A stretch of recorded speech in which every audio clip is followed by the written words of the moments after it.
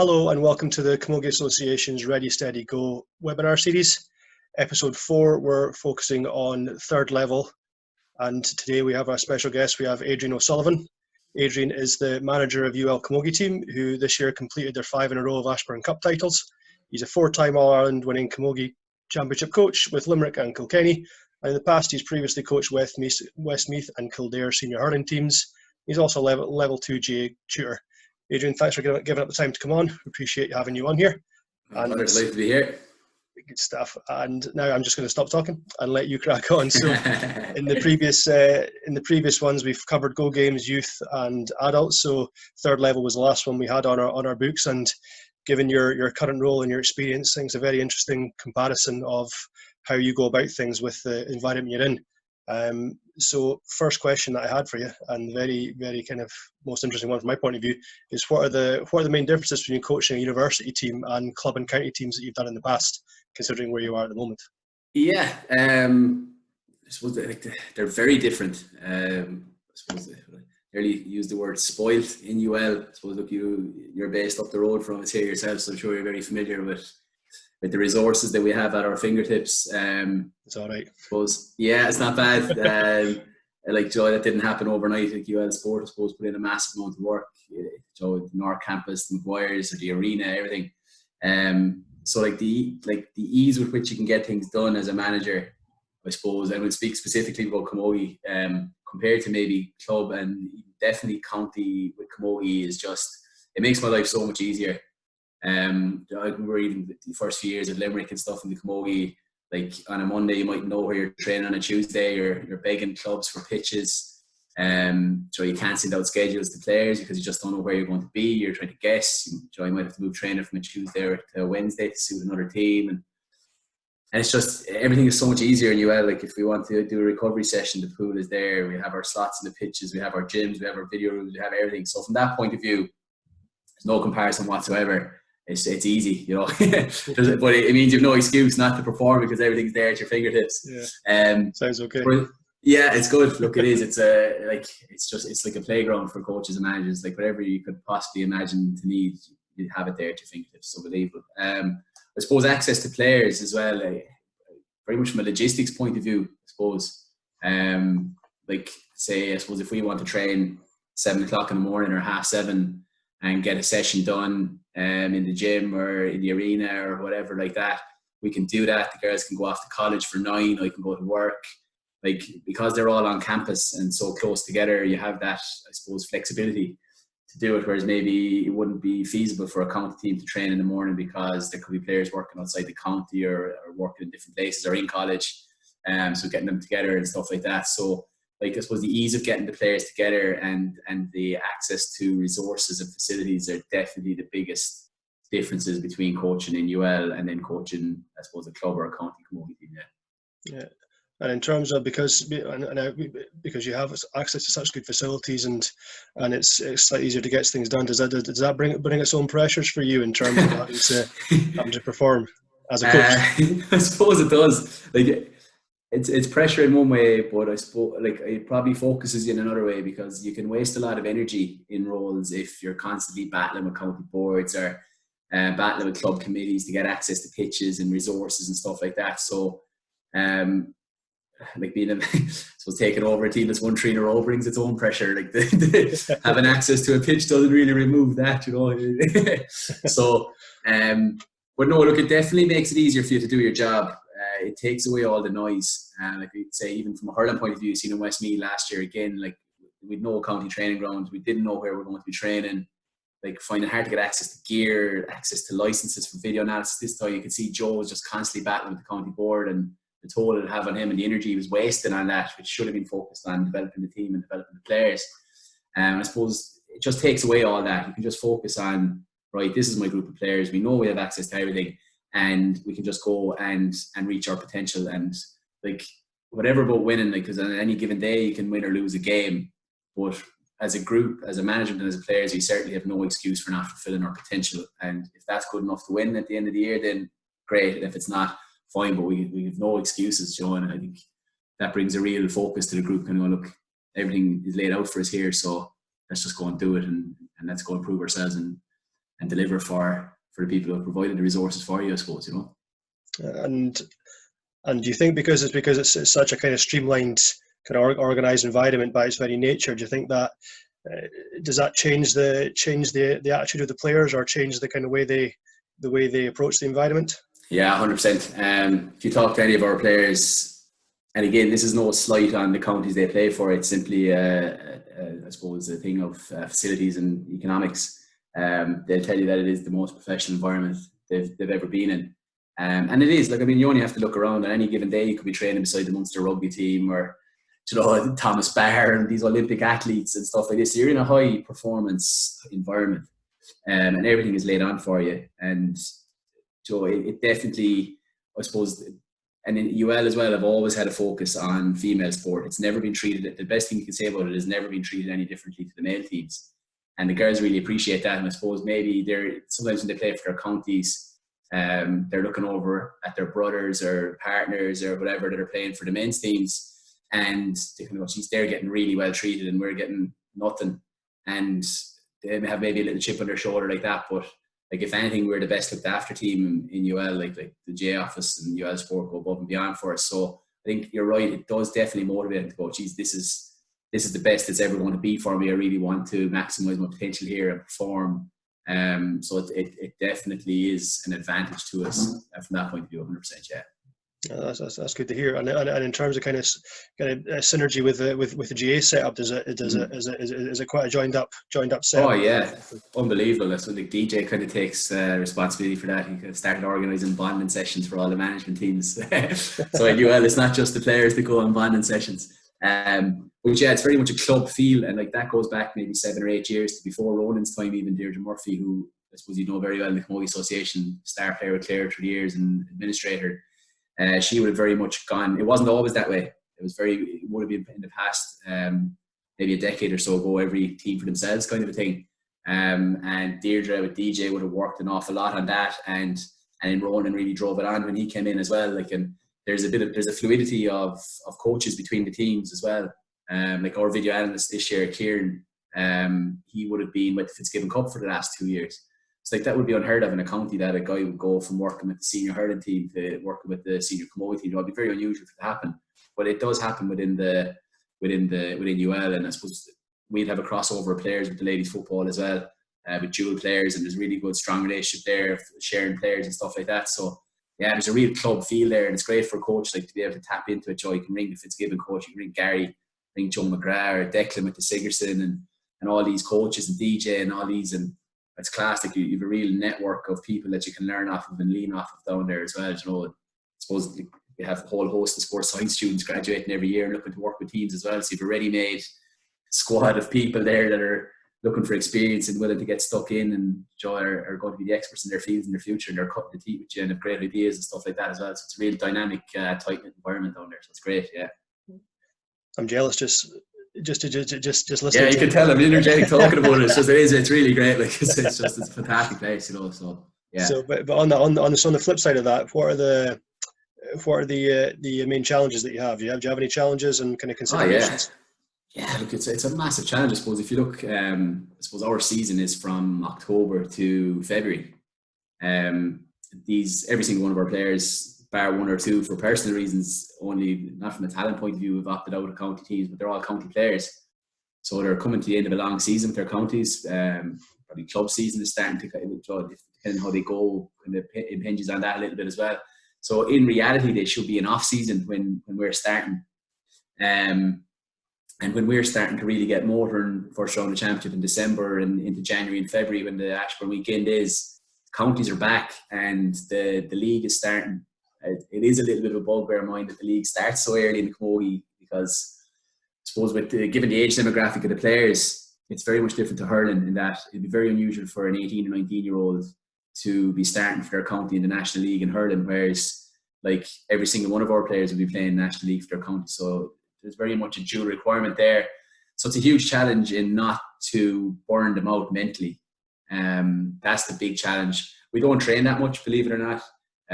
We tend to train about once a week, and we would have maybe one more contact time, which would maybe be a video analysis session or a recovery session or something like that. So from a physical point of view, we manage it very carefully, but we're very much conscious of the mental toll of being involved in 2 or 3 different teams.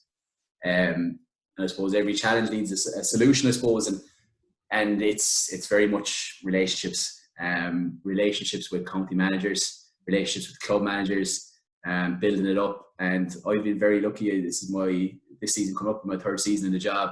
Have kind of just been lucky to get on really well with the county managers, and I suppose I'm lucky with the calibre of manager that's out there at county level at the moment, in that they're very much player focused, and understand that there's only so much in the tank for a player, and that, you know, that we're working together. And like, it's just been really, really lucky. I suppose the payoff of that is, I suppose last year we would have had Niamh Hannafy, Ciara Murphy play with us, the 2 Galway players. And they were flying in February with us, and they were still flying in September with Galway because we both minded them. And they ended up winning in Ashbourne and in All-Ireland. And that came from the relationship that I would have had with Cathal, that we really minded him, and he was very conscious of that. And the same this year. I suppose when we played the Ashbourne final, we had Siobhan McGrath, Annie Fitzgerald, Kate Lynch all played with us in February. And 2 weeks later, we're in Croke Park winning All-Ireland clubs with their clubs, and we're the best players in the field. And I suppose we didn't feel that we didn't have access to them, and the clubs didn't feel they didn't have access to them, and everybody worked together. So that's really the key to it. Like, that would be the advice give to if you're in getting involved with a college team, whatever's first 7 or 8 phone calls you have to make, or to the county managers or the players involved, and just try and build up a relationship with them and that kind of thing, you know. But it is a challenge, but it's something that luckily we've been able to manage for the past couple of years. And then, kind of following on from that theme, you know, you have, as you mentioned, you've got some very, very high caliber inter-county players. You've got a mix of them, and then you've got first year players who are club players who wouldn't be necessarily at that level, but they're keen to get involved with UL.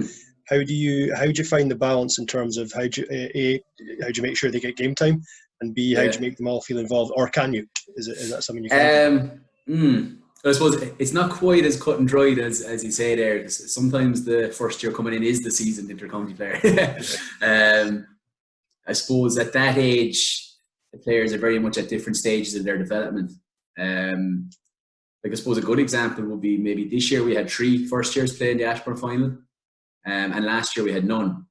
But this year we had 4 second years. So 4 of last year's first years in the space of a year had developed physically, developed their game to progress onto the team. And it just, maybe last year they weren't ready for it. Whereas this year we had 3 players that came in that had a lot of senior inter-county experience, and you could slot them in, you know. So there's no real, you can't just put a first year in a box and say, yeah, look, they can play in second year, third year.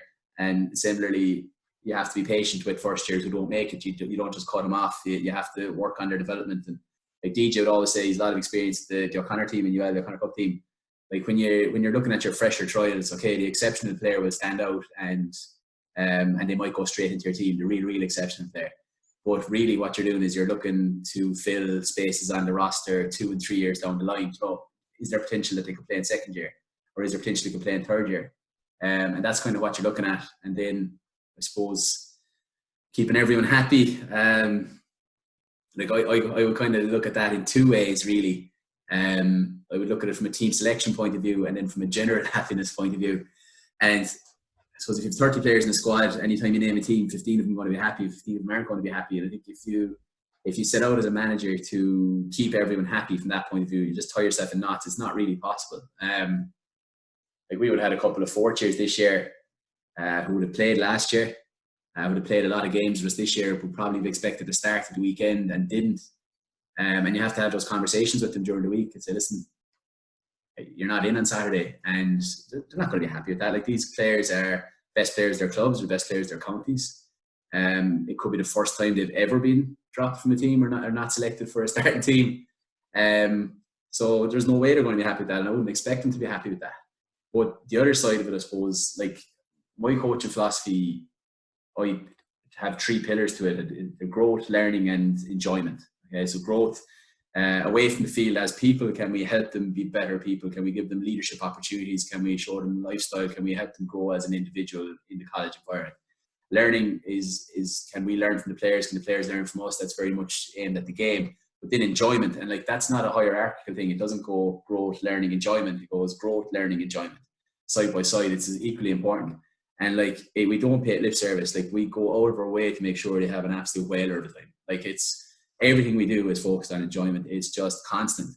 And I suppose if you have an environment where the players are looking forward to come to training and they're buzzing for it and okay, they're not going to be happy to be selected, but once they get over the disappointment of that, they're still happy to be part of the overall group. But I suppose that's the balance. If you have an environment where they're not enjoying it and then they're not getting selected, well, there's a fair chance you're going to have drop off there.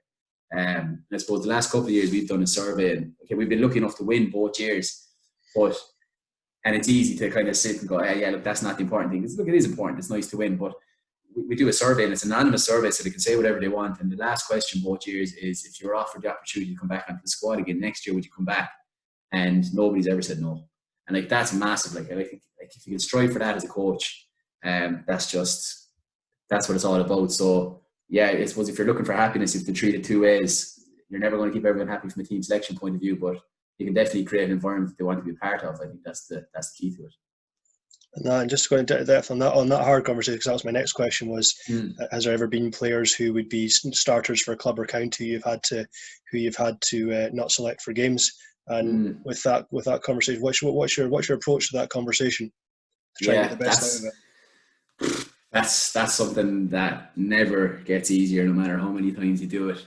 And it's something I've fudged in the past, to be straight up with you. Just name the starting 15 in a huddle and walk off and let someone else deal with the fallout, you know. And look, that's fine short term, I suppose, but look, you just kind of have to man up and just tell them face to face. And I think the key is to be honest with them. The worst thing you can say to someone is, it's a 50-50 selection, we went with Stuart. You just have to be honest and be straight up and tell them exactly why you've made the decision you've made. Sometimes they won't believe you. More often than not, they'll think you're wrong, but I think they'll all appreciate that you've taken the time to pull them aside and talk to them and say, look, you're not in on Saturday. It leads to some difficult conversations. Like this year we had a player that played in the semi-final on Saturday and pulled aside, no, tell him the Sunday, you're not playing today, and that's it. And I suppose testament to their character, they came on and made a huge impact in the game when they came on. So would they have done the same if you just named the team and kind of left it at that? I don't know, maybe they would have, but I suppose it's something you learn from experience, is that you're better off having these conversations face to face, and every time you dread it every single time, but you do feel a little bit better after you've done it. And I think it is the right thing to do, but it is hard to do it. It's difficult. Yeah, I can imagine. So yeah, so basically being honest, and whether they like it or not, that's all you can do. Yeah, exactly. Look, just tell them your opinion on it. Like, they mightn't agree with it, and sometimes they do agree with it, you know. And sometimes these really intelligent players, and we're lucky, I suppose, from an academic point of view, that all of our players are quite academically strong as well as that. So the real good players know when they're not going well, you know, and maybe they're kind of expecting to be pulled aside a little bit as well. And then that's a different challenge again. If they accept it too easily, you're kind of going, maybe the confidence is low here, and we just have a little worse in. So we expect you to come on and make a big impact, and we know you can do it. It's just you haven't made it this time. But yeah, it's not easy. It's the worst. It's the worst. It's the single worst part of the job. There's no two ways about it, by far. And so, just going back to the point where you made of, the training environment, because having a good environment in training is a vital part of anything. Is enjoying it. Is there any kind of, I would say, tricks, but any kind of structures that you bring in to try and engage everyone in training and make it as fun as possible while the learning and coaching is going on? Yeah, I suppose I don't know if it's something we consciously do. Like, we always have music in the dressing room and stuff like that. Everyone will pick a song for the Spotify playlist. So if the music is belting out before you go out in the field, then it's a bit of crack. I never take myself too seriously. If we're doing big analysis sessions or whatever like that, and I'll be the first to take the piss out of myself or whatever, and the players kind of buy into that very quickly, and they're quick to give you a shot across the bow as well. But I suppose we just bring an energy to it, and like if you try and create that environment where players can be themselves and stuff like that, like if you work with a group of people who are kind of 17, 18 to 22, 23, they have a natural energy and vibrance about them, and if you can just kind of let them express themselves and get that out, just the fun just happens itself. You don't really force it. We had Sheila Moynihan in charge of fun games for a while, but we ended up at one stage with our only goalkeeper up on Caught Van's shoulders, so we could see the UL Ashbourne and Tipperary's chances flashing before our eyes in a fun game, so I had to put a halt to that then fairly quickly.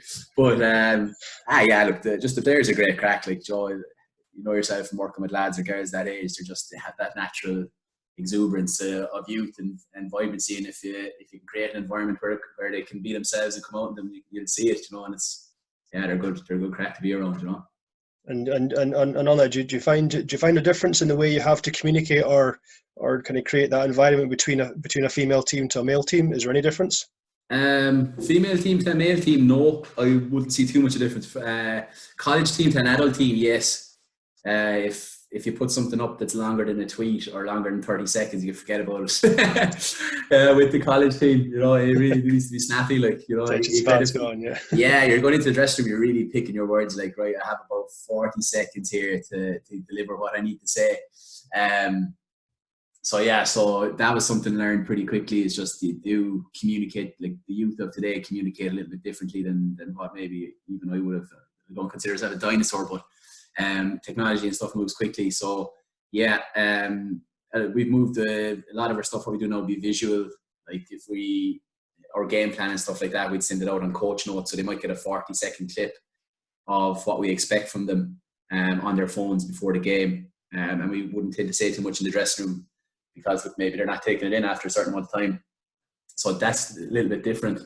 I was involved with a senior hurling team last year in Clonkill in Westmeath, and like we had lads that were 5 and 6 years older than me, and like if you put up a clip like that, sure, you wouldn't read it, like Joe, they wouldn't see it at all. So you literally have to take them through the tactics board and show it them here and here. So yes, look, it's just a little bit different between lads and girls. I don't really see any difference, to be honest. My style always is just I'm not one of these kind of roaring and shouting, swearing coaches. I've been always pretty easy going and kind of speak respectfully to the players, whether they're male or female. I don't really see any difference in communication. So yeah, no, not really. I think the difference is more between the age groups as opposed to the genders, to be honest. Yeah. And even in terms of preparations, do you find having that caliber of player in the dressing room kind of brings everything along in terms of the way they prepare themselves and look after themselves? Do you use that to kind of educate? 100%. Like, I suppose we're very, very lucky in the environment we're in. We don't go poaching players. You have to get the points in your CEO to come in first and foremost. You don't get in because you're an athlete. You don't get in because you're a player. So we're lucky that we have a really high level of intelligence in our squad, and that's not to be underestimated. It's like they pick things up so quickly and are so articulate. If they have questions about the game plan, they're really able to communicate clearly with you. At half time, they're really able to put across what they see is happening on the field, so you get really invaluable feedback as a coach at half time from your players. And then just from a preparation point of view, I suppose we're lucky given the nature of the college. I suppose we have a lot of people who are studying to be physiotherapists, be sports scientists, be PE teachers. So they have a high level of understanding at a professional level of physical preparation and science and tactics and recovery and that kind of stuff. And we very much tap into that as well. And if we see someone within the team with a specific skill set, we'll let them off to do their thing and that kind of stuff. So it's a huge advantage, like when you have that caliber of players. And I suppose we're lucky as well. I suppose success breeds success, you know, and like we have, I suppose, like say, likes of Caught Van and our management and Sheila Moynihan, who've all kind of won All-Irelands and won Ashbournes and that's in the dressing room as well, and that feeds into the whole thing as well. So like there's a real good culture there. But yeah, having that caliber of players, that intelligence of players is a huge advantage, you know, and it makes it very easy to work with them. Yeah. And when you were talking there about the kind of methods of communication you've had to use, so imagine you've had to change your style to match the players you have in terms of like the main I say communication tools or coaching tools that you use in terms of technology or even things you do yourself. If you find you've had to adapt to those. Yeah, I suppose in the GAA maybe video analysis, while not new. Just the teams I've been involved with maybe for the last 7 or 8 years hadn't necessarily been the most up to date. So it was a kind of a skill that I really only picked up when I came to UL. We were in with Kildare and Westmeath and the hurling, and like you're seeing the YouTube clip of the game, and it's tedious, you know, like it takes you 4 or 5 hours to, every time you want to rewind back, you have to scroll back on the screen, and if you want a clip cut, you have to ring the video analyst and say, look, I need the clip cut from 1 minute 30 to 2 minutes 10, and all this kind of stuff, and it would nearly turn you off doing it. And it came to UL then. Kieran came on board with us. He was still involved with Fitzgibbon at the time, and he was a big advocate of Hudl. And like Hudl is a game changer. It's unbelievable, and we're lucky enough to, I suppose not every team can afford it, but the J Club buy the license for us down in UL. So it's just such an invaluable tool. Like if we have an away game, a long trip from home, Bob will go down and video the game, and like there's every chance you'll have the game clipped with all the different scores, all the different action points on your phone or on your iPad before you even get back to the college. So it's massive, and it's great because the players can log on, view their own clips. We can send them little clips on their phones. You can send it to the managers and everything like that. So like, especially in 2020, the way people consume information now, and it's all on your smartphones and everything, to be able to send the player maybe 2 or 3 clips of things they've done well or a couple of things to improve on is just massive. And it's such a great tool. It's something we really use. I suppose if you go back there to what we spoke about of challenges, and like challenges are that you don't want to burn them out, or like taking a team into a room for half an hour and doing a video analysis session. When you have that software and that ability to do it, or putting up puck-outs that they can look at and learn, cuts out the need for the field session in that situation, and you're just keeping them mentally fresher and stuff like that. So it's a massive tool. Thoroughly recommend anyone to get it. It is expensive, but like it really pays for itself in the long run. A coach note I use as well. I suppose I was a bit like a donkey with a teapot with coach note for ages, because I thought it was just a digital tactics board that you could move the players around in, and thought, oh yeah, that's pretty cool. And Tony Buckley showed me how to use it one day, the Kerry football coach, and you can actually move around the players and record your voice over it and everything. It's like, Jesus, class. So that's a real good thing. You can put into motion all the different puck out moves and what you're doing after the opposition puck out and different setups, and it means you can send a clip for maybe 40 or 50 seconds to the player, instead of standing up in the dressing room for 10 minutes trying to explain what you want to play. It's just bang, it's on the phone. They can look at it. They can keep it there. They can look at it whenever they want. And it's really, really handy. Unfortunately, the app doesn't exist anymore. So if there's anyone out there that wants to have a cut-off designing it, I do a few articles, coaching articles and stuff like that for Sports Talk and Women's Hurling. And anytime you put up the videos, people are like, what's the software? So I'm certainly not an IT head, but if there's anyone out there that wants to look it up and have a cut-off design and a version of it, I'd say there could be a few pound in it. But yeah, they'd be the 2 main ones that I find that kind of be lost without. I find them really valuable. And especially now when involved with teams that aren't training, it's so handy to be able to just stick up a few clips and the lads can have a look at them. And, you know, it's not too taxing on them. They can do it in their own time and stuff like that. So it's good, yeah. Yeah, so I mean, it's just something that I'll because it's a question we get asked quite a lot in terms of the analysis. Is it better just to have small, sharp little clips or little infographics as opposed to having big long talks with the stats? Yeah, Kieran, like maybe we should have brought Kieran on here. He's the man when it comes to video analysis, but his view on it is that if you pick the right clip, one clip should be enough to reinforce what you're talking about. You know, if you get one good clip, one good clip on breaking ball, one good clip where you defended the puck out well, one good clip where your ball delivery was good, that should be enough. You know, you shouldn't be having video analysis sessions. And the longer the season goes on, if you're doing your job properly, the shorter the video analysis sessions get, because it's the start of the year when you might have new players and stuff like that, and you're trying to bed in a game plan. Maybe you're doing a little bit more of it. By the time you get to the Ashbourne weekend or your championship weekend or whatever you're involved in, like, your players should be able to spit out the game plan at you in 2 minutes. Like, you know, it shouldn't be complicated. If you're still spending 40 minutes on video analysis a week before championship, semi-final or final, I'd say you're wasting your time. So. Players sleeping in the corner. So now moving on to the lockdown specifically. So I know, just because timings, in terms of how relevant is it with you in terms of how much contact input do you have with the UL players, if you have any at all at this time? And if so, what's your emphasis? Very little contact, to be honest. I suppose once the Ashbourne is over, not that they don't stop being your players, but their focus is changed. Their priorities are different. They're back with their counties, vast majority of them. And I suppose like most of the counties, not all, but the vast majority of the counties would have good S&C setups and really good management teams. So there's probably not a need there to have too much contact with them at the moment.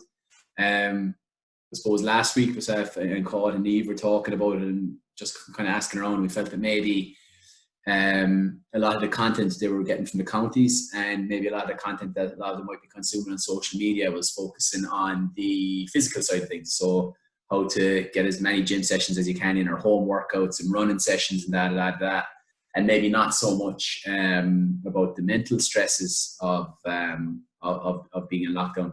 And I suppose, like, if you take our 4th years, for example, I suppose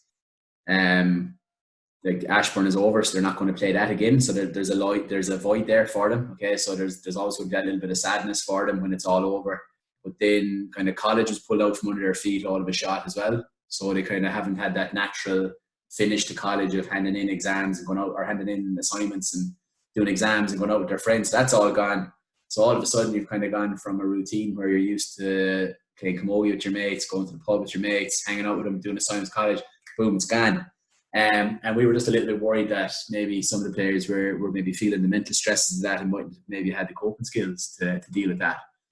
So we did a little piece for them just on, I suppose, like we would have done it throughout the year anyway. We'd always foster the kind of feeling that it's okay not to be okay. Like, it's okay to talk about it. If you're having a bad day, just talk to one of your teammates, talk to one of the management. We would always try to create that environment.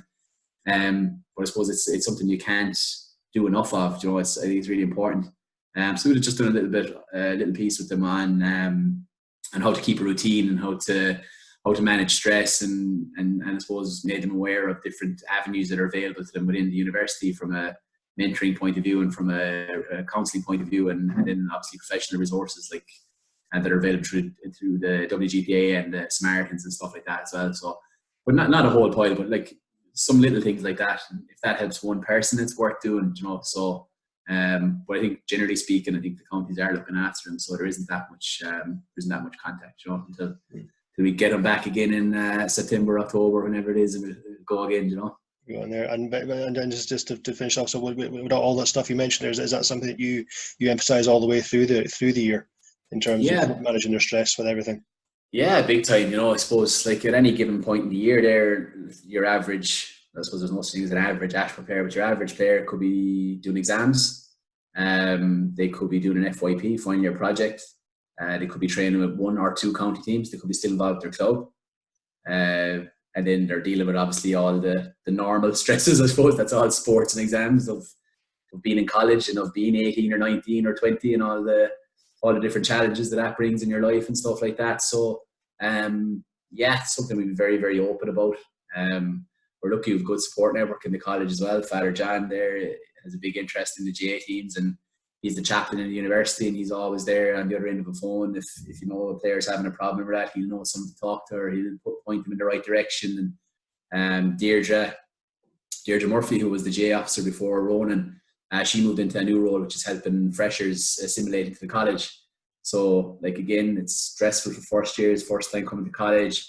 We had a player last year who couldn't get accommodation, and you're helping parents, and Deirdre's helping out and stuff like that. So it's something you're always very open to. Like, it's, you know, Camogie's only a small thing at the end of the day. Like, they're going through huge changes in their life. They're in a stressful, challenging environment outside of sport. So it's something you would definitely be conscious of. I suppose lucky on our management team, like Sheila, Neve and Cole are all secondary school teachers, and they're not long gone out of college themselves. So I suppose they're very fresh out of the environment, so they know the stresses, and then they're dealing with hundreds of young people every day, so they know the signs to look out for and kind of know when to have a hand around the shoulder and a word in the ear and stuff like that as well. So that's a huge advantage as well. Good stuff. And then in terms of your main focus, so whenever that may be, in terms of you all going back, what will your main focus be? And then the second part of the question is, what will the challenge be depending on when you go back, as in if you go back in September, October, November, how will that kind of affect what you're planning? Yeah, I suppose the challenge doesn't change. The challenge is the same every year in college sport. Any college manager tell you that, it's to build a new team.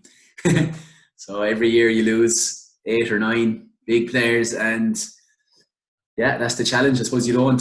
I think it's there's a guy, Fergus Connolly, he's an ex-UL graduate now. He's kind of made a name for himself as a sports scientist, the head of sport in Michigan. He's a really good book. He says, like, in college sport, you don't replace big players. You build new teams, and that's what the challenge is. And I suppose like we're losing Beth Carton this year, Claire Heher, Ciara Grogan, Karen Kennedy. Like I feel like I need to take a moment. Like, just key players, like class players. Not leaving anyone out, but like they're the ones that are rushing Howard. Like you don't replace those kind of players, But I suppose the year before, like, we lost Mal Ryan, Aoife Keane, Ciara Murphy, Niamh Hannafy, Sarah Friday, and you think you don't replace those as well, but you do. That's the reality. That's the nature of college sport. It's cyclical.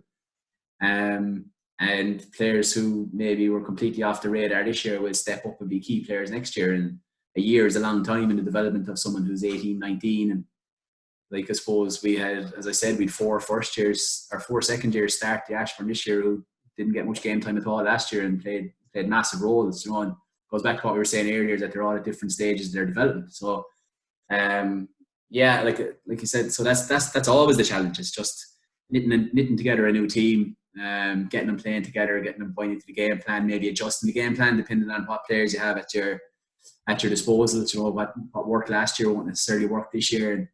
And I suppose you're trying to find that extra 5%. When you're winning, you're there to be shot at, so every other team, WIT, UCC, DCU, they're all turning around trying to knock us off the perch, and if you stay standing still, you're going to get caught. So it's a big challenge. With regards to, I suppose, what's going on at the moment and how it'll impact on us, the current talk, NUIG came out yesterday and said that they're not bringing their freshers back to November. I don't think that's going to be, or that's not necessarily across the board now, but it's something that could happen. And if you're not getting your freshers into November, like, possibly the most stressful part of managing a college team is managing the freshers, because you get 120 people of all sorts of skill levels down onto Maguire's, and you're just hoping you don't miss anyone. It's carnage. So I suppose you're conscious that you want their first experience of sport in the university to be a positive one. So you're trying to do your best for them while also trying to filter them into the different streams. So whether they play for the first year team, whether they come onto the Ashbourne, whether they go with Tim, with the Purcell. So that's a huge challenge. And like, we usually play the first round of the Ashbourne in December. So if they're not coming in until November, it's going to make it very difficult. But I suppose in those kind of situations, you have to remember every college is in the same boat anyway. So I suppose we'll all be the same, but it'll definitely be a challenge. So, it'll be it could be an interesting November. But I suppose at this stage, after being locked down for 5 weeks, you're nearly looking forward. You can see the chaos coming down the road and kind of go, geez, I wouldn't mind that. Yeah, we'll manage away. Whatever happens, I suppose we'll manage through it anyway. We've no choice. We'll just have to get on with it and see what happens. So, yeah. And in terms of yourself and your own coaching, so how are you coping with lockdown at the moment? Are you working on anything? And what advice would you have for other coaches in terms of how to spend their time at the moment? Yeah, look, it's difficult, it's a complete lifestyle change for myself, speaking personally, I suppose. My job has me out on the road quite a lot. I work for a company that helps pharmacies with their business plans and stuff like that. So a lot of the time you're all over the country meeting pharmacists and having coffees and lunches and stuff like that. It's not the worst existence in the world, but a lot of traveling. It's not too bad. A lot of traveling. Likely an average month for me would be 6,000 kilometers. Just, if you're thinking last year I was coaching in Mullingar with Westmeath, coaching in Limerick with UL, finished the year with Clonkill up north of Westmeath as well. Our office is based in Dublin, so a few days in Dublin as well, a couple of days in any part of the country. It sounds chaotic, but I revel in the chaos a little bit to a certain extent. I like it. I like kind of flying around the place.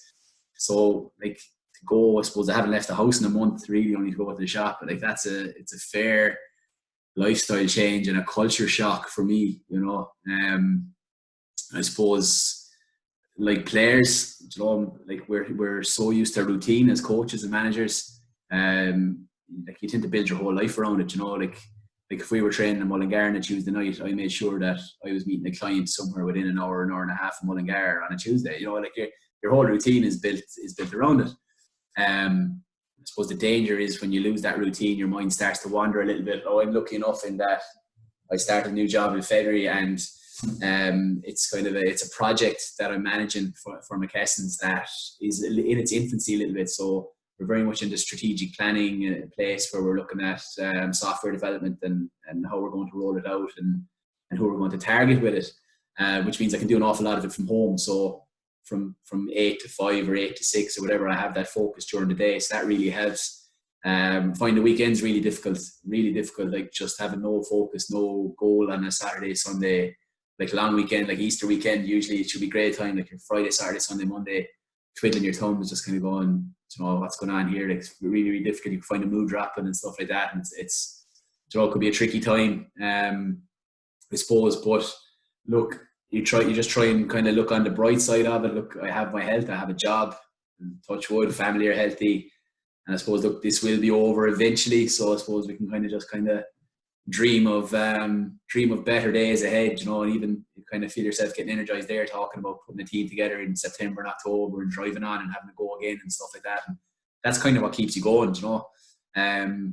But like, it's just when it's gone, you realise how much of a part of your life sport is, and it's you miss the routine of it, like the routine and the discipline that it gives you, but also like the social element of it. You know, every Tuesday, Thursday, Sunday there, you're interacting with 40, 50 different people and stuff like that, and that's all gone as well. So that's, you know, it's difficult, it really is. And it's kind of something that I've been working on. Myself and Stephen Martin, who works at the WGPA or the GPA, have been looking at it, and it's kind of maybe a project we're going to try and bring to the table, is that I suppose a lot of the resources out there at the moment, especially from the GPA and stuff, that are aimed at players, and that's their agenda. I mean, it's no fault of theirs. But it, like, nobody focuses on the mental and physical toll that being involved at a high level of coaching and managing has on the coach and manager. You know, like from traveling, the time you put into it, you know, like simple things, the disruption of your sleep patterns, like how it affects your mood, how it affects everything, linking your own mental well-being to how your teams are doing on the field and stuff like this. And there's very few resources out there about how to manage that and how to deal with that. And there's no peer network there for managers and coaches. I know in Australia, their Players Association and Jazzy Rules, they've now started including players and managers as part of absolutely everything they're doing. So if there's a player welfare module, the coaches and managers are included in it. So if the players are being taught about nutrition, well, then the coaches and managers are being taught about nutrition. And if the players are being taught about how to look after mental health, then the coaches and the managers are as well. And it's something I'm really passionate about, because I think, like, how many managers and coaches are out there and just have no one to turn to, don't have the tools to deal with these kind of things. So that's something, I suppose, if there's any coaches listening to this, then they're kind of feeling the same way. Like, just reach out to someone, touch base. Like, there's a lot of people in the same situation who kind of feel the same way. From a coaching point of view, I suppose I suppose what I talked about there is kind of more personal kind of thing. But from a coaching point of view, just trying to stay sharp. I suppose there's a lot of free resources out there at the moment, and it'd be easy to get bogged down in a lot of them. But again, we spoke about just the environment we have in UL and stuff like that. Myself and DJ and Ronan have a weekly Zoom call where we kind of give each other scenarios and stuff like that might happen in a game, and you have to come onto the call and kind of talk through how you deal with it and how you manage through it in training and stuff like that. And that kind of helps you keep sharp, and it kind of gives you a little bit of focus during the week to kind of fill a bit of time and stuff like that as well. I've tried to kind of maybe upskill myself a little bit as well, and just done a coaching course with the AFL in Australia, just a kind of foundation one, just to get a different perspective on different sports and stuff like that. So I definitely advise to do that as well. So, like, yeah, reach out to other coaches, have chats with them. I really enjoy doing the coaching articles as well, because you get feedback from other coaches and stuff like that as well, and you're kind of, it fills that void that's there at the moment, but it helps you improve your own coaching and gives you different perspective and stuff like that as well. So I definitely advise coaches and managers to reach out to the peer network. If there is a network out there, think the old GA thing of kind of not sharing your ideas and kind of everybody thinking they invented the game is kind of gone now. I think there's a lot more sharing of information and ideas and stuff like that. So, like, you'd be amazed what happened if you pick up the phone last year. Just reached out to Andy Friend, the Connacht coach, on LinkedIn, and after 3 messages, I was above, like, sitting on their dugout, taking me through everything. I couldn't believe it, how open they were, and same. Shane Keegan would have done the same with the soccer, just didn't get around to it, and this kind of stuff. So use the time, reach out to coaches in professional sports. They're very, very open. Just go, you can't go sit down with them, but go have a phone call with them, go have a chat with them, get their experience, stuff like that. Try and just make the most of the time as well, you know. Better days are coming, I suppose. Yeah, and that's a very good point to emphasise, and that coaches in other sports and at high levels are generally very open with answering questions. They generally want to help people, and like everyone else, they'll have time at the moment, as we all do, to actually go and do this. So you're probably it's the best time to get in touch with someone. And if someone wants to get in touch with Connacht Rugby, they'll just get in touch with you. Yeah. Andy's LinkedIn is going to blow up quick now shortly after so much of this one. So apologies, might want to go on private. Last question. So, and just it's more kind of personal to you, your coaching. So when you're doing with Thomastown, so you're coaching Thomastown Camogie team at the moment. So again, what's your input with them at the moment, and then what will your focus be when we eventually get back to playing? Yeah, that's a strange one. There could be a few of the Thomastown players watching this who've never seen me before, because I kind of accepted the role literally just before this all kicked off. So, the great club, like they were Leinster champions a couple of years ago. I think they've real potential maybe to go all the way and win an All-Ireland club, and that was the attraction of getting involved with them when it was asked. But I've never actually stood up in front of them or met any of them. I would coached a few with Kilkenny a few years ago, and obviously they have the Farrells and stuff like that, who everybody knows from playing with Kilkenny and stuff like that. So you're reasonably familiar with them. But at the moment, again, like, I suppose we don't know what we're aiming at. Like, is there going to be games? Is there not going to be games? Who knows? So I don't really see the point of driving them into the ground and doing all this fitness work and stuff like that, because, like, it's just human nature. If you don't have a target to aim at, well, then you'll burn out pretty quickly and you'll just get thick with it, and you're not going to do it properly. And so we've been just trying to do a little bit once a week with them. So we have an S&C coach. They get a running program that they do twice a week. They can log it on Strava if they want. If they don't want it, it's fine. We don't monitor it. It's not that we're flogging them with it or anything like that. It's kind of more of a fun thing amongst themselves. And then just every Tuesday, I just give them a little task to do. So because I'm trying to get to know them, I suppose I gave them a little bit of a sports psychology task the first week. Just what's their why? You know, why are they playing? What do they want to achieve? What do they want to do?